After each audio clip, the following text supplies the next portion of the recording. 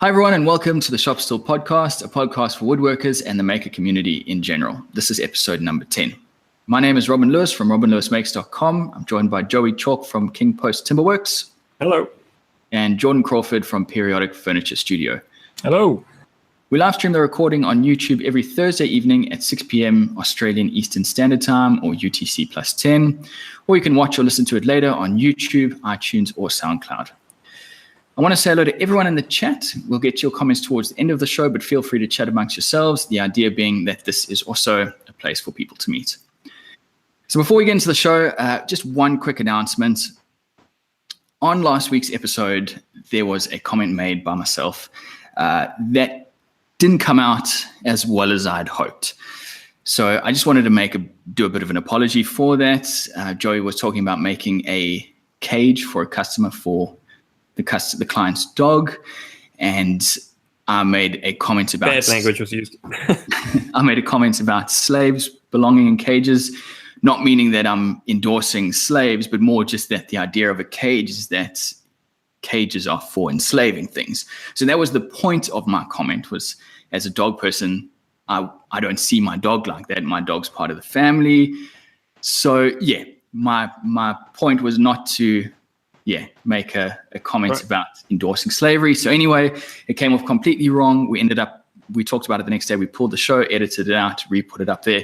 I just wanted to mention it and do a bit of an apology. Because it just didn't come off as well as I'd hoped. Yeah, cool. So before we get into this week's episode, let's do a quick rundown of what everyone's working on. Joey, that's your cue. Okay. So this week was pretty crappy. Sunday, I think the 20th was Sunday. So I had all of December's bills came out of the bank account and left pretty much nothing.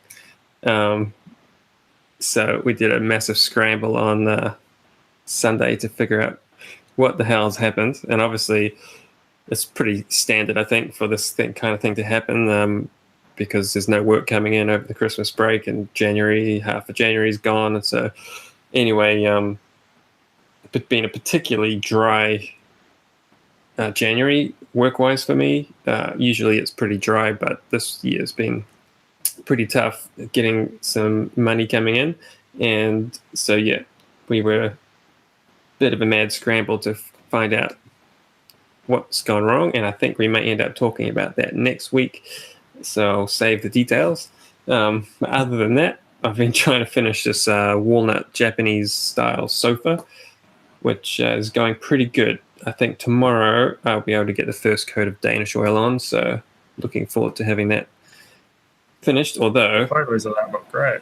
Yeah, it's looking pretty cool. I'm really liking the details on it. Are pretty cool. But I just got an email from the client to say, there's a hold up with the upholstery, so can you just hold on to it for another 2 weeks? So I'm like, yeah, I can hold on to it. You That's can pay me real estate. That's the problem. I'm like, can't you just stack it up in your living room? Like, what? So, yeah.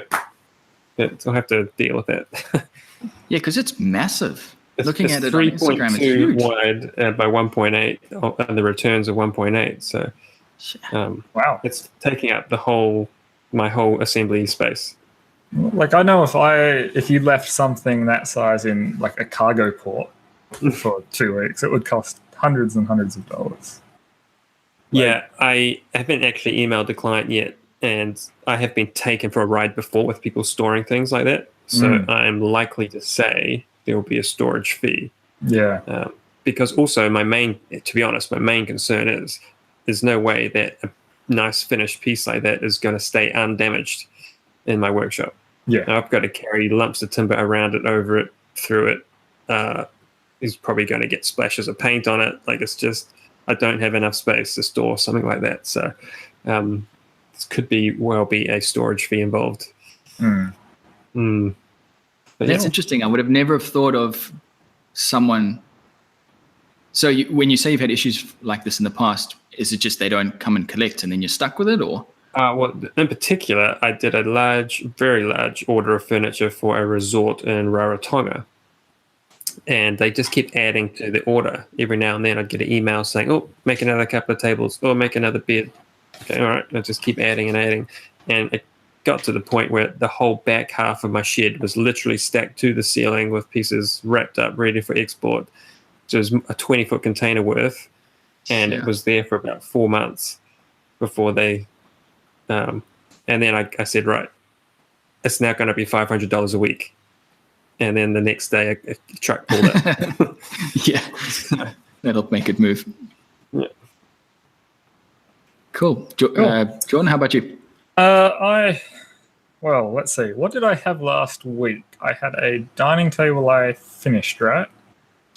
Yes. Yeah. Actually, okay. that was cool. Yeah. So I finished. Did you make a one. bigger version or something? Did I make a bigger version? Did you make 2 versions of that stance table? I made this stance table is based on a coffee table design I've had for almost two or 3 years. So that might be what you're thinking of, because it's essentially the exact same design, just scaled up. Right. And then for manufacturing, I made it a little bit simpler so that there's no crossover in the base. It's all just...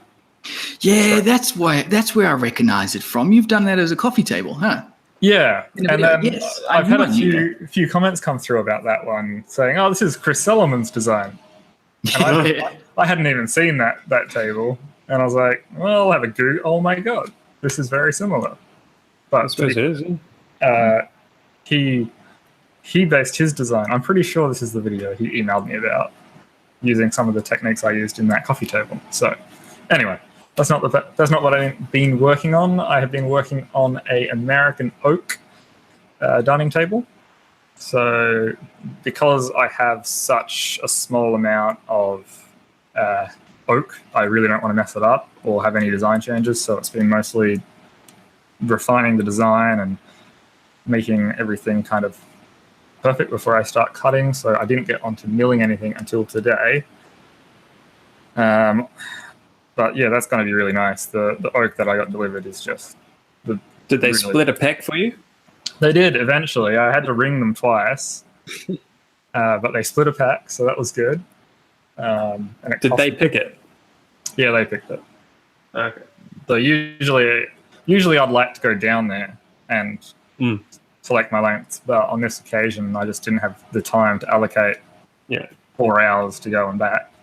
But yeah, what they've selected is just perfect, so I'm not going to complain. That's usually the case. When you can get away with letting them pick it, usually they will select the best, straightest pieces because they don't want return issues. Yeah, so there is one piece there which I wouldn't have chosen myself. Right. But when I measured it out, the length I need out of that piece, it's in the good part of the board, so I'm not even going to worry about it. Yeah, that's probably what they did. Yeah. What else? We discussed last week or the week before about my photos and if I'm happy with how it's all kind of done in front of a bit of skin. I've upgraded to a proper photo backdrop. So I've got that implemented and hanging in the workshop permanently, which is just, I love it. Now, can I ask a question about that? Because my one, yours looks about the same width as my one. It's like 2.8 meters or 2.7 meters or something. Yeah, 2.7 is my one. Yeah. So it came with a cardboard tube, like a really heavy-duty cardboard tube in it. Right. And I thought that would be sweet to hang it up, but within like a day it sagged in the middle. It got a big bow. So I had to go buy a big steel pipe and run it through the middle. Have you done the same thing? Or Mine came on an alley tube, like a wall scaff tube. So I've got it hanging on that, and I've kind of sleeved it. If you remember my old vintage stroke sander, I took that apart a while ago to get the floor space back, and that had 3.5 meter long solid, like 25 mil rod through it. So that's what I've actually got it hanging on, so it spools on a solid piece of metal. So there's no saggage issues on that. Very cool. But yeah, I mean, a lot of computer stuff basically this week, and also website stuff, just trying to get some optimization going, which is not as fun as it sounds. So for me, I've been working on the dining room table. If you've been following along, this is turning into a bit of a saga. I have the the leg assembly built. I finished that today. I've started sanding that, almost finished that. And now I'm working on the top. I've got the first coat of poly on that. So hopefully this week it's going to be it, unless anything goes particularly wrong. If you followed along on Instagram, you would have seen there was a bit of a disaster on the fancy corner mitre assembly that I was going to do. Just didn't think far enough ahead. And end up making an extra wee little quirk or something. It was a bit of geometry that, like, I'm not even upset. Like I didn't even think about that. That's how detailed it was. It was just where the corners came together. I just missed something, and I cut out too much, so I ended up with a big gap, a big hole, right. Which was a sort of a cube size or cube shape. And Jordan and I were talking about it earlier, and he said, "Why didn't you put something in there?" And I took one look at that hole, and I thought, the geometry that I'm going to need to work out to fill this is bugger it. And I'm going with straight ends, and that hole can be saved for another job. This table's taking too long, so we're just going a little bit simpler on it. So hopefully that'll be done this week. And I've also been working on the outside of the workshop. So this concrete workshop needs some sort of cladding on the outside of it, because it's just a bit ugly, this concrete block. So on the back, I'm putting cement sheets, and on the sides, I'm going to be doing weatherboards. So this week I got started on the cement sheet. Sweet. Yeah. All right. So then this week's topic, we wanted to talk about where we source our hardwood. So we had a chat about it. We've all got very different ways of getting our timber, and we thought we'd discuss, because someone left a comment in the last week's video, where do we get it from? So I guess we can start with, for me personally, a lot of the woods that I get, particularly hardwood, is all reclaimed. So what I did before this is I went through all my videos trying to find any particular cases where I have bought hardwood. And minus a bit of Tasmanian oak from Bunnings, I don't think I've bought any hardwood in the last 2 years. Everything that I've got has been reclaimed. So now I know reclaiming is not something that everyone's going to necessarily use, or a method that anyone's going to use. But for me, it's worked absolutely perfect. I've got more hardwood sitting out there than I think I'll ever get through, and that's just purely from whenever something gets cut down, or a house comes down, or a piece of, my house comes down. You take it and use it, and it's, I think reclaiming it, while there is more work in it, is something that anyone can do. As a quick aside, do you think if you had a fully stocked with everything timber yard 2 doors down, do you think that you would be buying from them, and let's say they were moderately priced, or is it a case of the money's not quite there to be buying what you want, or you would just rather save the money and take the long road and dry your own timber? I think it's a bit of it's a few things. Firstly, obviously, for me personally, I believe in recycling. So you do get that warm, fuzzy feeling about reusing it, and from that perspective, you can't buy that. There's also a degree of when I make, like, for example, this dining table that I'm working on, there's little bits of paint in the timber that I haven't been able to get down past, and that's just character. So you can sort of say, like, this house that I'm in has a dining room table made from it. Yeah. So there's that aspect. So again, even if I had a place down the road selling me the timber, I don't know if I'd necessarily want it. That's a bit of a story as well. It's a talking piece. Yeah. So I don't know. But having said that, this project that I'm working on is probably one of my biggest projects, and it's taken me the longest to do. And the problem was 50% of it was spent just milling. Massive problem. Yeah. And that's a massive labor issue, eh? And after doing this, I don't know if I'm going to run back to reclaimed very quickly, because I know, Joey, I'm sure from, we've talked about you drying timber and how you don't do it. And I assume it's for the same reason. You can't spend time working on the timber. It's got to be ready to go to make the project. Yeah, it's a massive, I guess, I kind of see there being a separate aspects. And I know there's a lot of people doing both, drying, milling, and furniture making.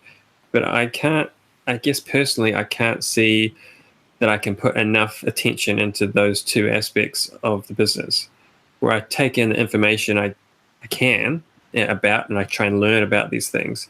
But there's no way, if I was going to do it properly, I'd want to go build myself a solar kiln and take up half my parking area and probably have to buy a forklift. And then I've got to wait, 3 years before I can use a piece. And where am I going to store that when it's not in the kiln? And it's just a massive undertaking. Because if I guess I think about it from a money point of view, is that it's way cheaper to buy 2 or 3 massive logs and just get an arborist or whatever to drop it off than to go around spending day here and there collecting smaller pieces. From my point of view, because I just want a big stack of wood that I can start working off at some point. So I feel like it's better for me to concentrate on the furniture making side, because I feel in a way that drying timber is a whole art form, which I don't have the time to learn properly. But yeah, I've got a few things that I would say on that to add to it, really. So I have gone down the path of having a sawmill and cutting my own wood and sticker and stackering it, and then getting fed up of waiting for it. So I actually bought a small kiln. But what you'll find when you do start working in that way, that you stock up on timber, is that it's almost guaranteed that the next client that comes in your door is not going to want something made out of that wood. So you're still going to have to go to the hardwood dealer and buy 10 lengths of walnut or jarrah or whatever, because what you have isn't necessarily what your customers want, and it also is a huge amount of real estate it takes up in your factory. So I can get away with the 250 square meter factory and have a little bit of wood on hand, but I couldn't have any more than what I have here, and that's only 3 or 4 species. So I'd need to be in a 400 square meter factory just to fit enough racking and everything for. That's it. So but surely the cost savings, the cost of, because obviously getting the timber cut, you're not saving any money if your clients aren't using that wood. You're only spending. What I was going to say is, if you are getting that, this tree that I'm drying at the moment, I got that tree for free. So someone said to me, off you go. All I had to pay for was the soil, which granted was pretty dear. I think it was $540. It's a fair bit of wood. But it's still, it's still some money. But it's still, for $540, I don't believe I could have bought that amount. But how much time do you think you spent organizing all that?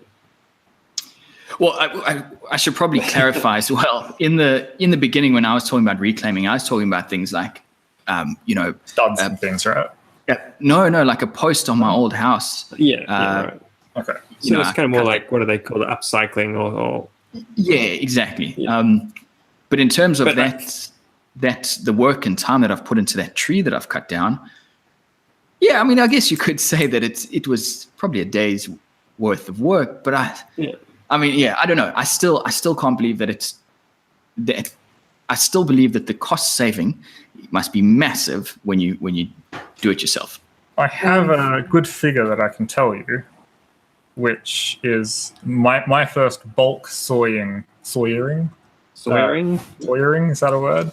Was of a bulk order of logs I bought. I bought 15 tons of blackbutt, green, 15 tons, and that cost me $1,600 delivered to my yard. Yeah. And when I consider that blackbutt is about 1.5 ton when it's green per cube, it's pretty safe to assume by the time I cut all the crap that I couldn't use out, I'll probably end up with 10 cubic meters of blackbutt from that. And if you go to, let's say, someone that does a lot of flooring, like that size like the cube, I wouldn't be able to buy it for less than $5,000 for a cube of black butt. So there's massive savings to be had, but my racks are still full of black butt because there's not enough people wanting black butt Yeah. to do it. So, there's huge savings. It's just if you can't or haven't moved the turnover of it, is it worth it? So I guess it comes down to then you would have to separate it into personal use and client work. Yeah, because the other aspect of milling and saving timber like that is there is so much joy from just opening up a log and seeing what's there. Yeah. It's not the same as getting a rough sawn plank and putting it through a planer. It's taking a tree and turning it into a log, and there is that enjoyment which you can't really put a value on. So for you, for that, say 15 ton, or say you end up with 10 cube of usable timber, that would be perfect if and when or now you're starting your own line of furniture, because you've got enough timber there to last a year. It costs you $1,600 plus some odds and ends, shipping, cutting, whatever. Do you get it? Does it go through a kiln, or is it just air drying?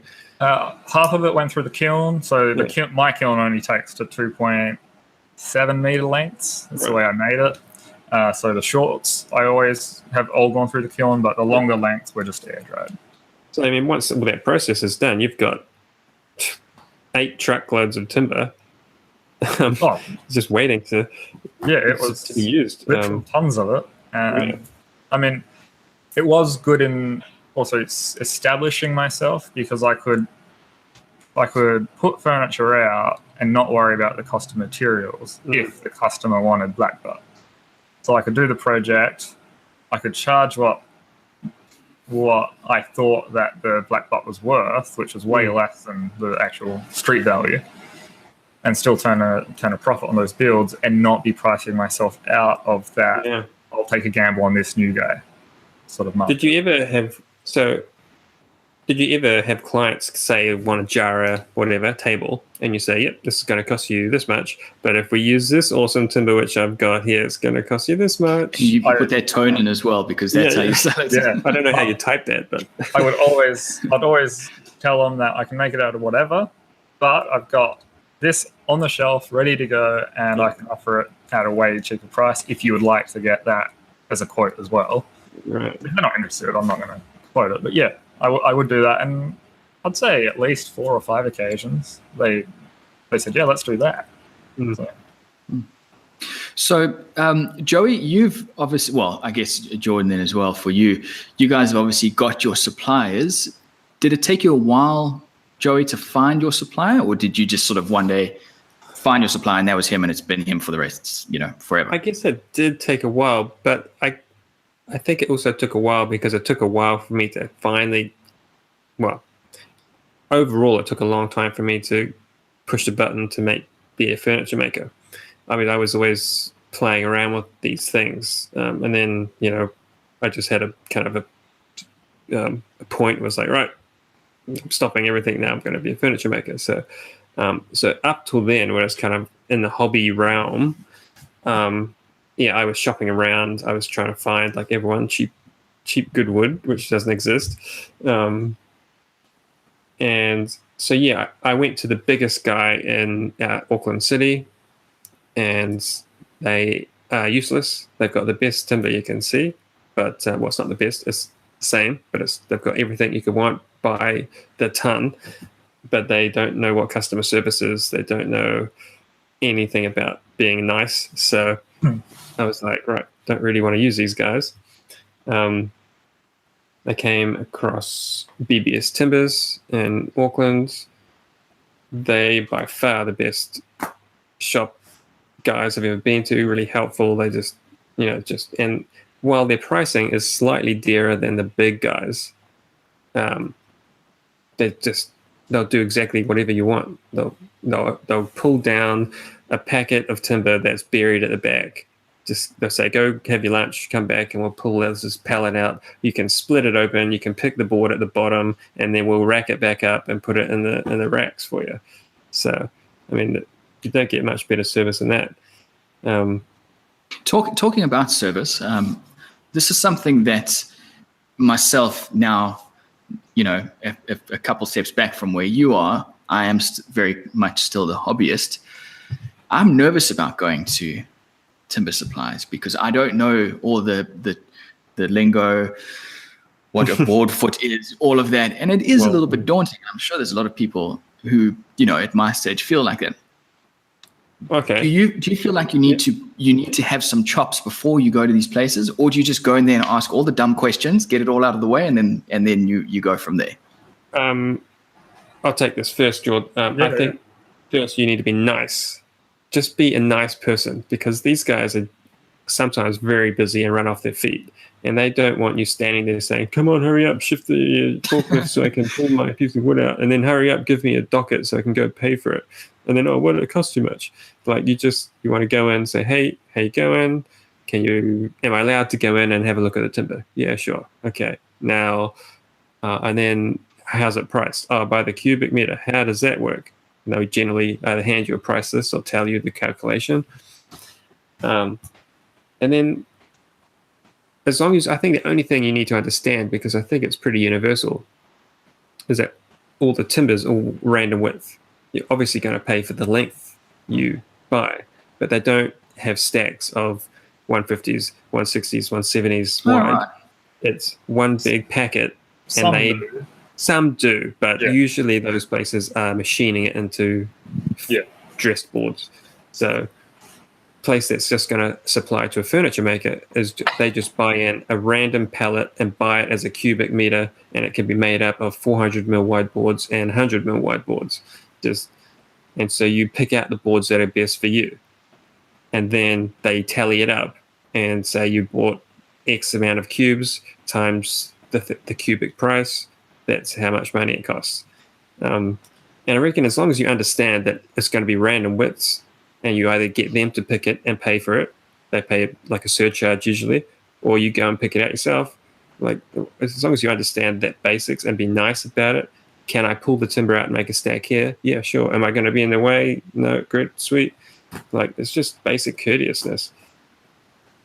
So Leroy's just popped a question in the comments. Don't pretend to know what you don't. You'll get yourself in trouble. And as someone who hasn't ever dealt with a timber yard before, it is very tempting to do that, to sort of not pretend that you know what you're talking about, but you also don't want to go in there and look like a fool because you don't know what's going on. And there's so many people I've talked to about buying timber and that I've listened to on podcasts say it's scary because you don't know anything, and these guys all know what they're talking about, and you're that one fish in this very big sea who's just feels like a moron. I think one really good idea, especially if it's going to be your first approach to a company, give them a ring and say, "Hey, look, this is going to be my first time coming down to you guys and sussing out what it's all about. Is there a quiet time of day that you would suggest I come in?" Because if you show up when they're busy with every single guy on the floor picking orders, and you come in there and you're expecting to be served, you would probably get grumpy if you were in their shoes. So by kind of trying to prearrange it, I think it will also bring the burden off of, lift that feeling off your shoulders and bring them someone that's really friendly and ready to help you out to the counter to talk you through it. Yeah, like generally early mornings, they're always busy. They're trying to get the trucks loaded and out of there. And generally afternoons, they're pretty quiet. They die off. Yeah. Like my main supplier, I've got a few, but my main one, which is OzTim here in WA, they're really good for customer service, and they like doing it through email or phone. So if I email the guys and I say, "Look, I need," and I should say that OzTim do it by the width minimum. Right. So I'm often ordering like 150 by 38s. That's my most common size. And the boards they pick are all rough sawn, but the minimum width is 150. Sometimes they get up to 180. Right. But yeah. So I'll email them and say, "Look, I'm looking for 10 lengths of 150 by 38. Minimum length has to be 2.2 meters." And I'll generally that same afternoon we'll get an email back from one of the guys saying with a current stock count. They'll send me through a list of everything that they have on the shelf, quantities and lengths, and I can tell them which ones I want, which ones I need, or if I need anything extra, and they'll pick it out, and they're great like that. However, my first time going to them, it was not the same experience. It was pretty early, and I knew exactly what I wanted, but I didn't realize I couldn't just rock up and expect to grab my board and be on my way. Like, you know, they had their guys have to go through and pick it and everything like that. The most I feel intimidated by is when I go to the smaller timber yards who have their own sawmill and they're selling slabs, because a lot of them you have to talk to the guy about the prices, and then he kind of just makes it up on the top of his head. And then I try and calculate it in my head. How much is that actually working out to? Because, you know, they're selling a little live edge slab, which is 400, 500 mil wide for $300-$400. Yeah. And it's just that's got to be up to 10 grand a cube. Yeah. And this shouldn't be any more than 6. Yeah. And, you know, a slab of that size has way less work involved than dimensional timber. It's literally sawing it through and through on a sawmill. You don't have to cant it. Yeah. But that's where I get intimidated, is when I go to these small yards. Right. Let's say Robin, when I bought teak for the first time, I looked like a complete fool because that has a complete different pricing structure, and it's by. That's what I'm talking about. Why? Why does it have a different pricing structure? Because the timber is so bloody rare, and they sell it by the regular size, but then there's length categories. So between 0 and 1 meter is this price, and then between 1 meter and 2 meters long, it's this price, and then anything over 3 meters, it gets even more expensive because the logs are getting bigger and bigger, and you're buying much more rare pieces of timber. And so I found, like, I got them to tally up my order of teak, and it was more than the entire job was costing the client. And I was like, holy crap, I got to put some pieces back and figure out how I'm going to do this. And yeah, that was not a fun day, because essentially I made that table for free. Wow. Sure. So do you then, because my supplier only deals in solid wood and I have a different supplier for sheet goods and whatnot, does your supplier in Whangarei have sheet goods as well? Yeah, I've actually got a really good sheet goods supplier, yeah. Because, like, this is something I've been looking into, and it's kind of scared me because I have no knowledge about man-made particle board and MDF sheets. So when I contacted a supplier here in Perth about proper hardwood, veneered MDF and chipboard and plywood, I sent them an email, said, look, we're a fairly small business based in O'Connor, blah, blah, blah. And the guy immediately rings me back and treats me like an idiot because I didn't specify what thicknesses I need, what veneer thickness I need, what glue, all this stuff. I'm like, look, the world I came from, a veneer, you get veneer in sheets, and I veneer it in my own vacuum bag, all right? You don't need to treat me like an idiot. Yes, it's you're right, it's quite a different kettle of fish dealing with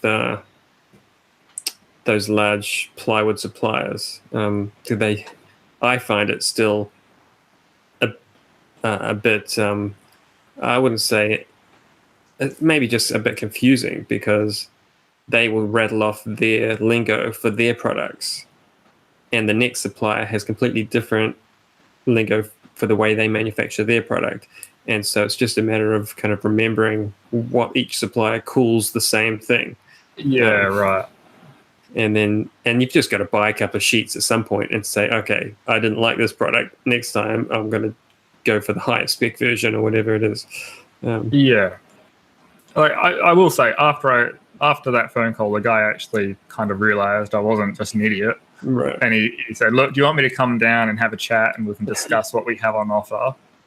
And from that initial point of contact, it was great, because they've come down, they've cleared it up, they've explained all of their different grades, their thicknesses, and it's like they call it Bano over here, which is like Victorian ash on the underside. Yeah. Which is the cheapest veneer, and then say your oak or your maple or whatever on the top. On the face, yeah. And it's, we can price you this and that.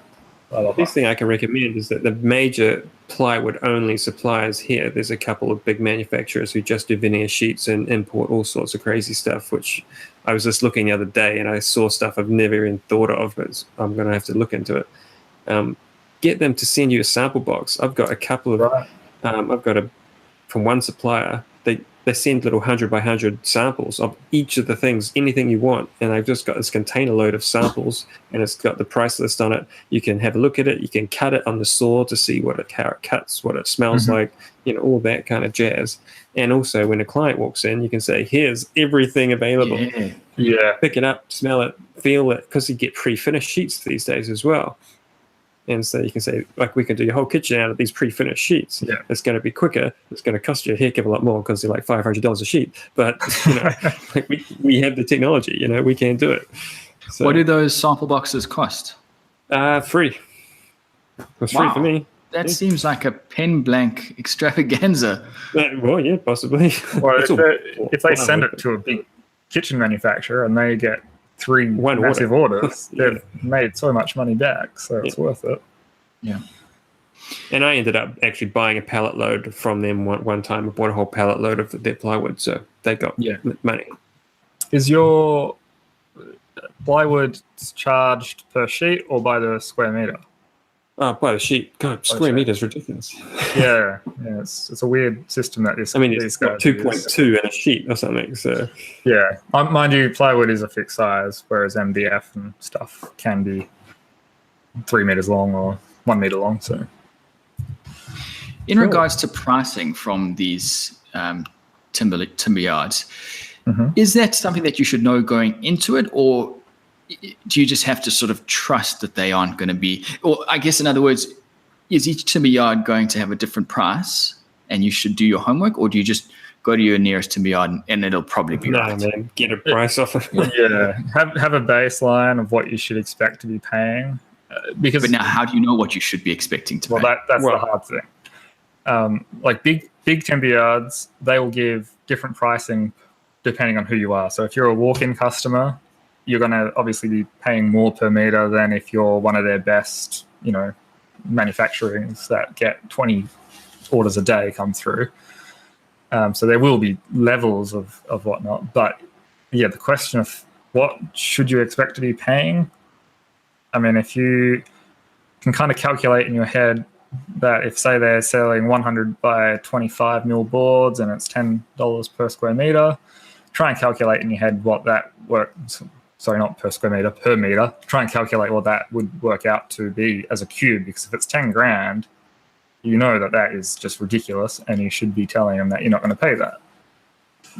Yeah, I mean, you say that that's ridiculous, but as anyone who doesn't know what it is per cube, it doesn't matter. So I see Kathy's just said get 4 quotes, then tell them to re-quote, which is probably the safest route. Yeah. But okay, so I'm not sure what kind of where you're going, because I've no idea what's the deal in Australia really. But certainly all I can tell you is my experience of what I deal with, and that is I'm dealing with a professional company that has to have a pricing list, and they can't just make out prices on a whim. It's illegal. I mean, you have to have a point of how much do they charge. They've got to have it written down. So you just ask them for a price list. Any place is going to have a price list. And they update it every now and then. They'll send me the latest version. And that just has the cubic rates. And it's based on quantity. The more you buy, the cheaper it gets, which makes sense. Mm-hmm. And that's so generally, say for sheet goods, anything under 10 sheets, you're paying full price. 10 sheets or more, you get a discount. 20 sheets or more, you get a bigger discount. And same with hardwoods. It's 3 scales. You buy under half a cube, you're paying full price. Pay whatever a cube or more, you're getting a crap load more off. And if you're buying plus, you're getting a whole lot more off. So there's 3 levels of pricing, and that's how a price work. If you don't know that number, you can't price work for a start.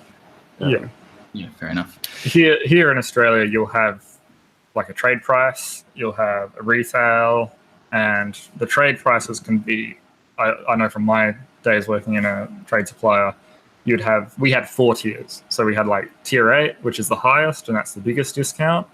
and there was T1, which was barely better than retail, but a little bit. So if you do show up, you can ask them for the trade price list. Then you're going to get a better deal than the retail guys. But do be prepared that they might ask for your ABN. Yeah.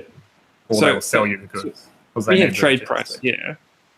Trade price here generally only applies to big hardware stores, like the building supply stores. So if you've got an account with a company, if you've got a business account, you're going to get the business pricing, because it's like no frills. You get the good service, but you're not buying the fancy stuff on the shelves. You just want like 50 sheets of particle board, and away you go. Like,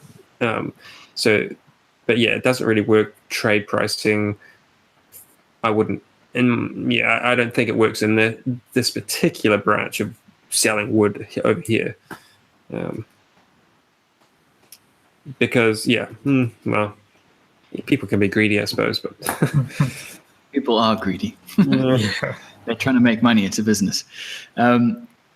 So talking about big box store, one of the questions that I had for you guys, I'm sure a lot of people like myself do buy their hardwoods from a big box store. Is that timber that we're getting from that type of store rubbish? I mean, Jordan, you'd obviously be able to answer for Bunnings. Like the Tassie oak and the Moranti that I buy from Bunnings, is that decent? I mean, is the wood, or am I going to get a much better type of wood from the, a proper yard? It's good wood sometimes. Like the pine and stuff, that's a different story because there are so many variables with how it's dried and everything. But with the hardwoods, it's good, but you're really limited. That's the biggest thing. Like you've got 19 by 38, 19 by 100. Like the sizes are dressed to whatever they have on the shelf, and if you're looking at a thicker stock, it's just ridiculously expensive, like $60. So it's more expensive buying. Well, okay, well that's a stupid thing. I stopped it before it came out of my mouth. Is it substantially more expensive buying it from a big box store? Not so. The smaller 19 by 30 generally is like cheap as it gets. That's how they kind of rope you in my opinion. I don't know if that's fact, but I believe it is. But then if you're looking at, let's say, Tassie oak, which is Vic Ash, and you're looking at their 38 mil thick by 75 mil boards, what would you expect to be paying for something like that at Bunnings? I mean, I haven't shopped there for a long time, but... So I got some prices. Tasmanian oak per meter, $6. $11.41. Per meter. Whereas at my supplier, is that for 38 mil? No, sorry, that's for 19 mil. Oh, 19. Oh, okay, yeah. So the closest I have is 75 by 25 from my supplier, and that's $6 a meter. Jeez. So wow, that's crazy. But then, if you were to buy one board, would it be the price that? Yeah. Wow. This is starting price. It goes up from quantity. What was the price you just said? $16. 6, I said. I said 11.41. 11. So if I was to get like the closest size that costs that from my supplier in Vic Ash is 100 by 38. So are you buying dressed for your supplier, George? No, I mean this is rough, but let's say that is dressed size. Once it's dimensioned, that's the size. Yeah. So that you're paying. That's why he's paying a bit more too. That's true. It is going through a machine, and then the big box store adds 100%. So it makes $11. Sounds about right. Yeah. So the Moranti was. Now I'm starting to question whether I got my figure right for Tassie oak, because Moranti was $7.37 a meter, same size, and then Mobile was $5.70. But then that's decking, so that's a different story again. Sort it out yourself. But yeah, so those are sort of that's what I can get from. And in comparison, the pine is $4.80 a meter. Yeah, what size? Say again? What size is the pine? That is 90 by 19, all the same size. 90 by 19 for how much? $4.80 a meter. That's dressed though again. So I can get the same thing for 180 by 19 for the same price. Jeez. So Yeah. it is. And it's Wow, about the that's same. crazy. That's crazy. And so you're saying that that's dress, Joey? Yeah. Sure. Because I know that that's one thing that might put a lot of people off when they buy, is they don't want it rough sawn. I know for me, you know, talking about this dining table, the next project I work on, I just want to get dressed timber and start building from the get-go. I don't want to be worrying about milling. So, you know, but if you can get that dressed at that price, that's crazy. Yeah, I buy it all the time, that stuff. Whenever I'm there, I'm just, give me 10 pieces. It only comes at 2.4 long, though, so that's... That price, Joe, is that finger joint and dressed, or is that actual single? Yeah. Oh, wow, okay, that's cheap. And yeah, I mean, some of it has some splits, some of it has some fork mark gouges, but on the whole, it's pretty good. My supplier also, I'm probably going to rub this in because plywood for you guys, I think, is very expensive. Yep. And this is only probably for the last year been available. I can get clean-faced 18mm pine plywood for $50. So I can get it at that price, but it is marine ply. Yeah. And the minute I cut into it, I'd say like you've got more chance of hitting a void than not. Okay, right. Like, one in 10 boards is good quality all throughout. So it's fine for shop stuff, but I would never trust that for like a client's build or a cupboard or something like that. So $50 is, well, that would be like 2.5 square meters. Yeah, I mean, I can get that for $76 for a good quality one. Yeah, this stuff is slightly voidy, but good enough for what it is. In fact, I actually know an upholsterer who has stopped using MDF and only buys pallet loads of that plywood because if you buy it by the pallet load, it's $40 a sheet. Wow. So, yeah. Yeah, I mean, I'm yet to find a really good supplier of sheet goods, especially good quality plywood, because the last quote I got for some high ply, like 9mm, with as many laminations as I could, was almost $230 for a sheet. Of what? 9mm? 9mm, marine. Gee. But, holy crap. Yeah, also like internal rib structure of surfboards. Right. I want it to be as good as possible, but yeah, I was not going to pay that. I actually ordered for one job, I needed some really clean pine ply, and ended up buying top of the range, like cleanest stuff you could get. It cost me $300 a sheet, and it was not any different from the $50 sheet. You gotta love that. I was pissed about that. All right. Well, I reckon let's get to some questions. I had quite a few questions come in this week Sweet. by email, so I thought we could get into those. The first one comes from Ben, and this is an interesting question because I've looked at this myself recently. It says, I'm wanting to buy a benchtop sander, something somewhat portable that I can lift onto my bench when needed, but can't decide between a 12-inch disc sander or a combo machine that has the smaller 8-inch disc and also the 4-inch belt. I don't really have a specific task for it, but want something for oddball tasks such as sanding joints to fit, rounding corners, etc. What do you guys think? I don't have one, but I would like one. As far as I'm aware, they're very useful tools. I just don't have any experience with one, mainly because I don't know where I'm going to put it, and I kind of make do without. So I've just not pulled the trigger. I saw in one of your videos, Joey, you've got this gigantic like bench. The bobbin sander. Yeah. Is that what it's called? Right. Yeah. So I guess that's the first machine I ever bought. I was 15. I bought that. And it's a pneumatic, the pneumatic drums. Both pneumatic? Yeah. So you can pop them up there. Yeah. The big one's got a leak now and I can't seem to fix it. And I bought it for sanding skateboards when I was doing that. And so, yeah, it's really good for sanding oddball shapes and big curves and stuff. And so if I really need to remove material, I'll pull that out. That was $500 back in 2000 and whenever, two. So we had one of those at uni when I was studying, and that thing was like, I use that more than anything. I have a sanding machine anyway, but we've got one supplier here with them still, but they're really small. They're not wide drums. Yeah, right. Yeah, I've got to get custom sanding belts made, which is always a problem. Pain. But Sure. Yeah, because that's a disc belt combo machine I've looked at quite a few times, but never pulled the trigger. They look super handy, but for me, all I've done is taken my belt sander, flipped it upside down, clamped it down, and that's it. Now it's probably not as good, but it works. Well, it's the same thing. Yeah. It's exactly the same thing. I had one of the little ones, not the benchtop ones, but the standalone, and I donated it to my dad actually. But it was a really useful sander. Like I used it for edge sanding on the top, but it was kind of tricky to keep at 90 degrees.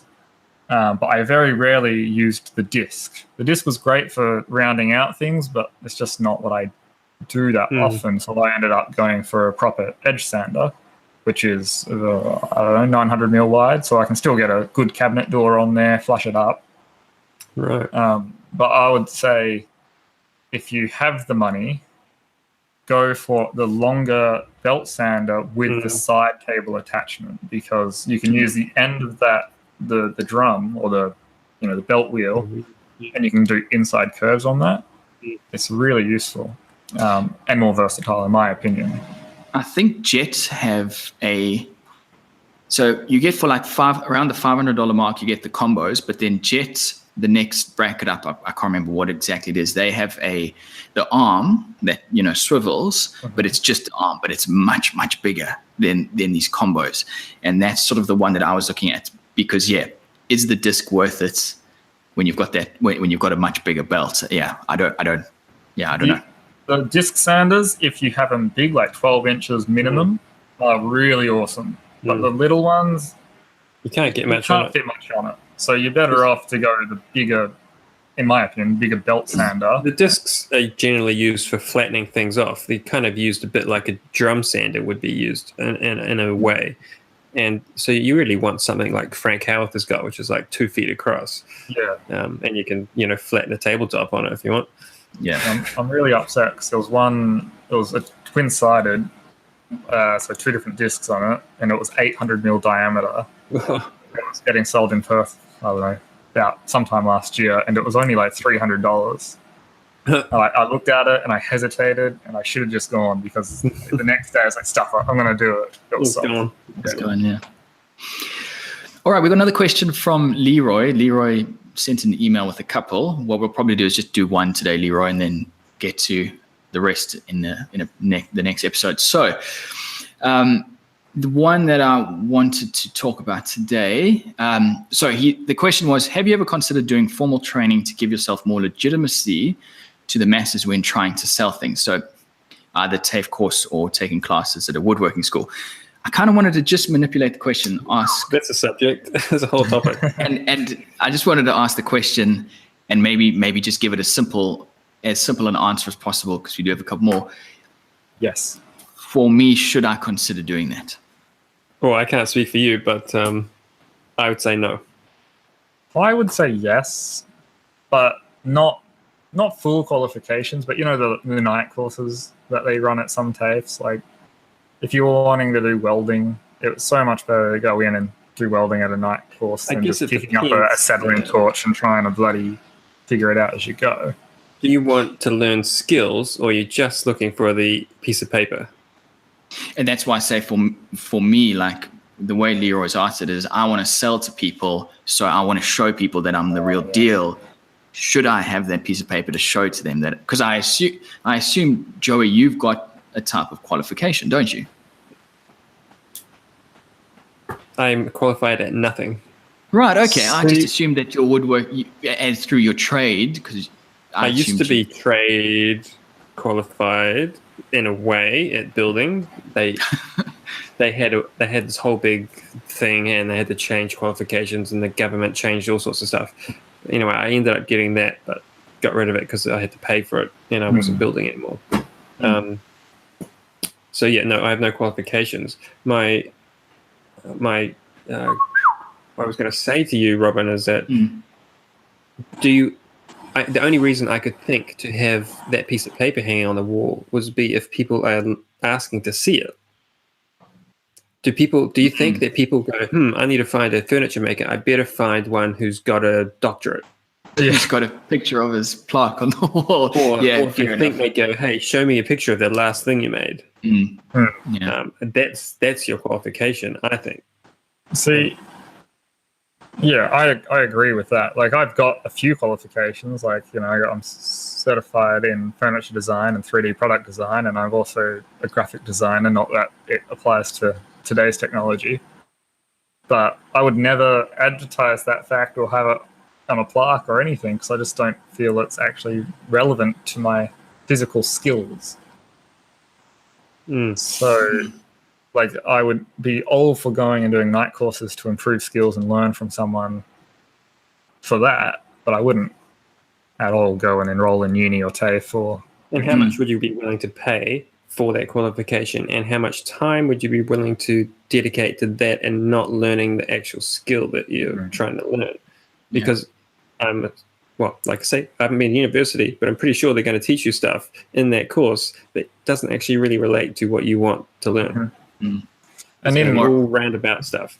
In industries, qualifications often are necessary but don't mean anything. Like, my other field, like rigging, there is so many people that have advanced riggers that I wouldn't trust with a fly, and yet they've still got it. It doesn't mean anything. A piece of paper doesn't show skill. It just shows that you've got a piece of paper. It shows that you sat in the classroom and paid attention enough to pass the test.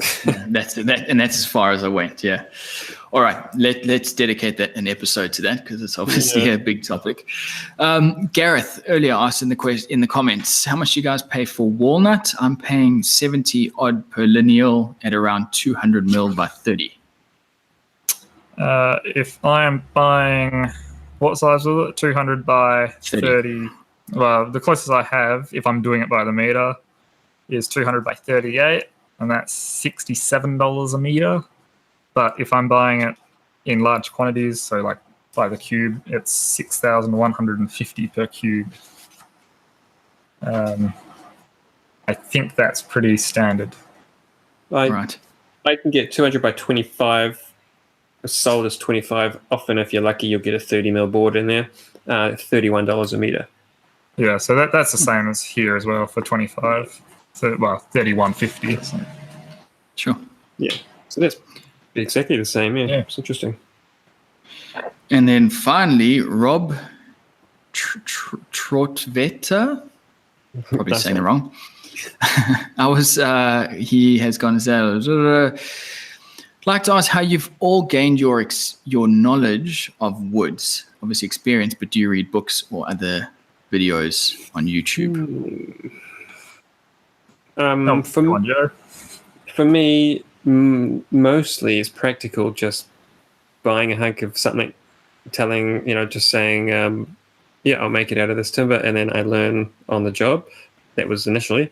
Learned some pretty big lessons pretty quick, and I did learn quite a bit about timber movement from a few different sources, and timber milling and how it's what the cuts are called, the difference between quarter sawn, rift sawn, and why you want them, and how to pick them out in a stack of timber. And so I learned that from a couple of books, and I actually ended up buying a DVD or online video thing, downloadable thing. It was like a 3-hour video of this old boy sitting on a stool. But I learned a whole lot from that, actually. I forget what it's called even, but so. I must say, all the stuff that I've learned about the timbers now, obviously I haven't worked with as many timbers as you guys, but all of it has been through experience, because no matter how many videos I watch, it's not going to, or how many books I read, it's not going to mean the same thing until you actually try it out and experience it. Tasmanian oak just splinters like crazy. You would never know about that until you've properly worked with it. For me personally, it's just been through experience. Yeah, I mean, I'd say same deal. I've had a few mentors and, good contacts throughout the years, which I've managed to learn a lot of small tips and tricks from. And that, to me, has probably been my most valuable thing, like joiners with 60 years experience and other bespoke furniture makers that are working in different timbers to me and all of that. But until I pick up a board and then find out that, like jam tree, if you get a splinter in that, you got to get it out, otherwise it will fester and get infected really quickly. Didn't learn that until that happened.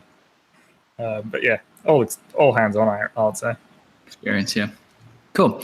All right, so let's talk about who we're watching this week. Yeah. I unfortunately forgot to bring this up last week, so I'm sure we've all got our our videos ready. There's no links in the video right now, but they will be in shortly after the show. So this week, I just want to mention Colin Black Byron. He's a mate down in Adelaide. I went to his workshop once. It's pretty cool. He recently did a railway sleeper table. It's pretty big, but the way he's joined the boards, instead of just gluing the boards together, he sort of made a mold and poured epoxy, and the boards are floating in it. So because they're sleepers, they were messy. So instead of milling them to glue them together, sink the things in epoxy. How big is this? It's pretty big. So they're Jarrah sleepers. So it's heavy. I think it just going on the video, 1.8, maybe 2.4 long. What a resin. You just go through buckets of the stuff. Did he make like a big mold for it? Melamine mold. And then he gets a router and he just cuts it all away to flatten Flattens it off. Which seems like waste, but obviously that's the best way to do it. Polishes it up. Yeah, it was a really cool idea. Pretty cool. And yeah, it was an interesting take on it. How about you, John? This week it actually plays in well to our last little question, the belt and disc sounder. Justin Depew. I think he's fairly new, but he's kind of like a Matthias Wandel sort of channel. Right. He makes a lot of his own machines and all of that. But the last two videos I watched is the building a disc and belt sander, and also building a box joint jig, but for a miter saw. Both things I will never make or ever need, but just really good video. So, Justin Depew. Cool. All right. Me, Frank Klaus, again, I mentioned him 2 weeks ago, but he's got another video out called Watertight Joint. Man, it's awesome. When I saw how he did this joint, I thought that makes so much sense, but I would never have ever thought to do it. That's apparently his granddad taught him and told him not to tell anybody, but he made a video about it.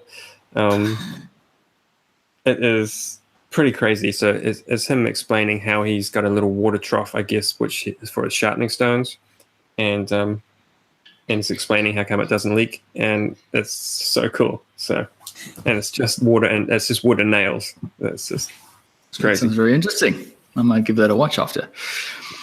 All right, everybody. Well, that's it for today's show. Joey, Jordan, do you have anything else you want to add? Nope. No, go cut some wood, guys. Yep. Cool. All right. Well, thanks everyone in the chat, and thanks everyone for listening or watching. We hope you enjoyed the show, and we'll see you again same time next Thursday. My name is Robin Lewis from Robin Lewis Makes. We got Joey Chalk from King Post Timberworks and Jordan Crawford from Periodic Studio Furniture. We'll talk to you guys next time.